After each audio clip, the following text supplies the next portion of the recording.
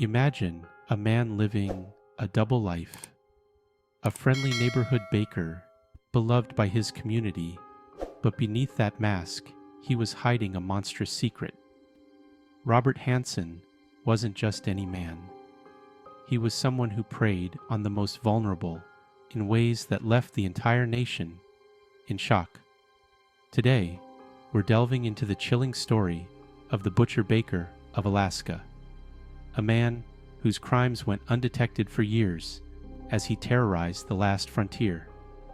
From his troubled childhood to the brutal crimes that haunted Alaska, we'll uncover how Robert Hansen's reign of terror came to a horrifying end. Stick around as we dive deep into the chilling details.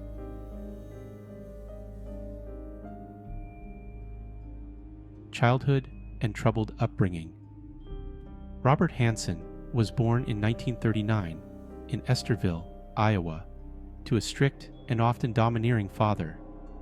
Hansen's childhood was far from easy. His father, a Danish immigrant, owned a bakery and expected Robert to follow in his footsteps. From a young age, Robert worked long hours in the bakery, receiving little affection or praise from his father. This lack of emotional support created deep insecurities, which were compounded by his struggles in school. Hansen had severe acne, which left him with permanent facial scars, and he also stuttered, making him an easy target for bullies. Classmates taunted him, and he felt socially isolated, harboring a growing sense of resentment toward those who mocked him. This childhood isolation and anger became the foundation for a dark internal world where Hansen fantasized about revenge. While most boys his age were playing sports or socializing, Hansen found solace in hunting. He was an expert marksman, often escaping to the woods where he could assert control over animals, something he felt he lacked in his everyday life. This early love for hunting, combined with his need for power, would become a defining part of his crimes later in life.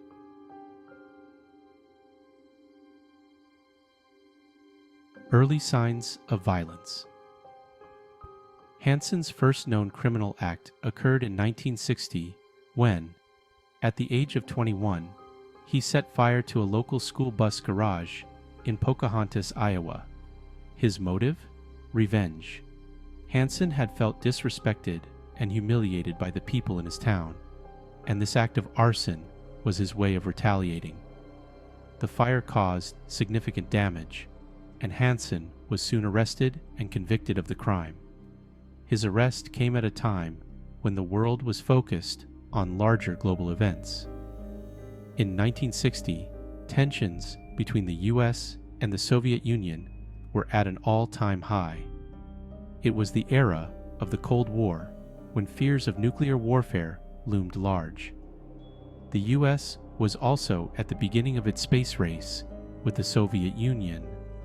With the launch of NASA and growing public fascination with space exploration. While the world was captivated by these monumental events, no one could have predicted that a young man in Iowa would eventually go on to become one of America's most notorious serial offenders. Hansen was sentenced to 3 years in prison for the arson, but he only served 20 months before being released on parole.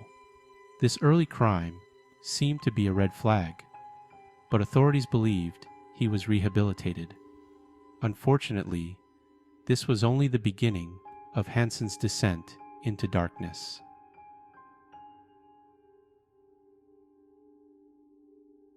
Building a double life.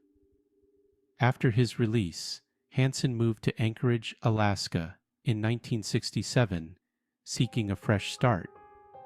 Alaska, with its vast wilderness and remote towns, provided Hansen with a perfect environment to hide his dark impulses. Hansen married twice, with his second marriage producing 2 children. To the outside world, he was a soft-spoken baker, and family man, blending seamlessly into his community. No one suspected that beneath this unassuming exterior lay a dangerous predator. Anchorage in the 1970s and 1980s was a rapidly growing city, with the construction of the Trans-Alaska Pipeline bringing an influx of people. The city's nightlife boomed, and with it came an underground world of young women, many of whom were involved in the sex trade. These women, often transient and vulnerable, would become Hansen's primary targets.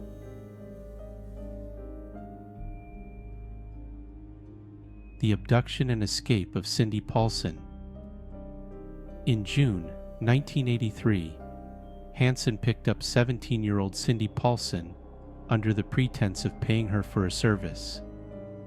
What followed was a harrowing experience. Hansen took her to his home, where he restrained her and subjected her to unimaginable cruelty. He then planned to take her to his remote cabin in the Alaskan wilderness, but while he was distracted, preparing for the flight, Cindy saw an opportunity and escaped. Running barefoot, she managed to flag down a passing truck, which took her to safety.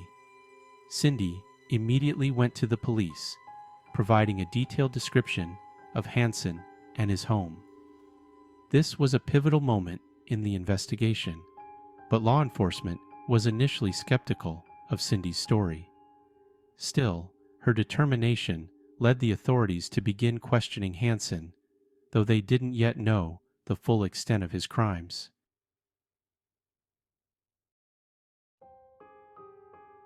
The hunting of victims in the wilderness. Hansen's signature crime involved luring women into his plane, taking them into the Alaskan wilderness, and releasing them.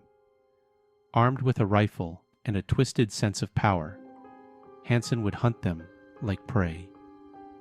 He treated these horrific acts as if they were part of some twisted game, using the skills he had honed over years as an avid hunter.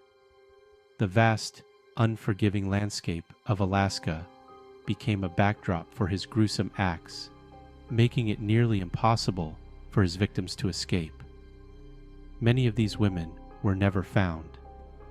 For Hansen, this was the ultimate form of control, holding the power of life and death over his victims in a setting where there were no witnesses, no help, and no hope of rescue.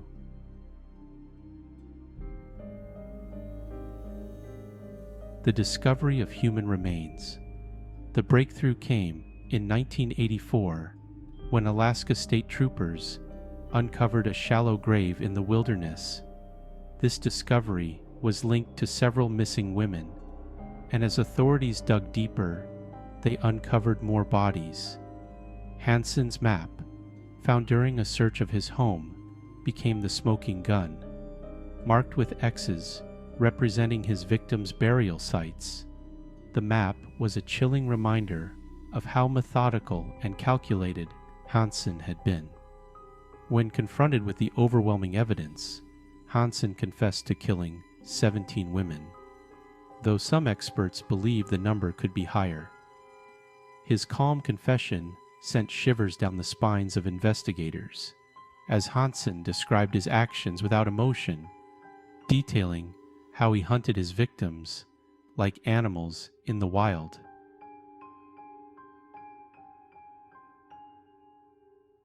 The investigation and arrest. Robert Hansen's downfall was a mix of brave testimony and persistent investigation. Cindy Paulson's escape in 1983 set in motion a chain of events that would ultimately lead to Hansen's arrest. However, it wasn't until investigators linked the bodies in the wilderness to Hansen's map that they had enough evidence to arrest him. After being confronted, Hansen admitted to the killings and was sentenced to 461 years in prison without the possibility of parole. His arrest was a relief for the community of Anchorage, but it also brought to light the failures in law enforcement that had allowed Hansen to evade justice for so long. Hansen's unassuming nature and position as a local business owner had helped him slip under the radar, enabling him to commit his heinous crimes for over a decade.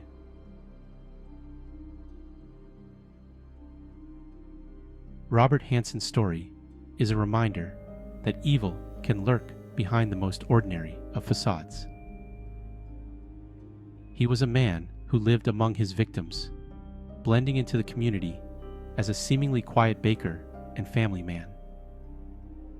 Yet beneath that exterior, he carried out some of the most disturbing crimes in modern history. Hansen's case also highlights the vulnerabilities within communities and the importance of law enforcement taking every victim's story seriously.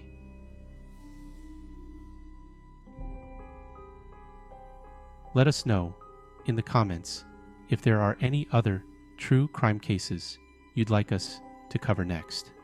And don't forget to share this video with your friends so we can continue bringing these stories to light.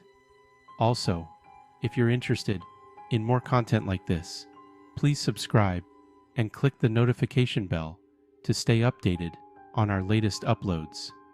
Stay safe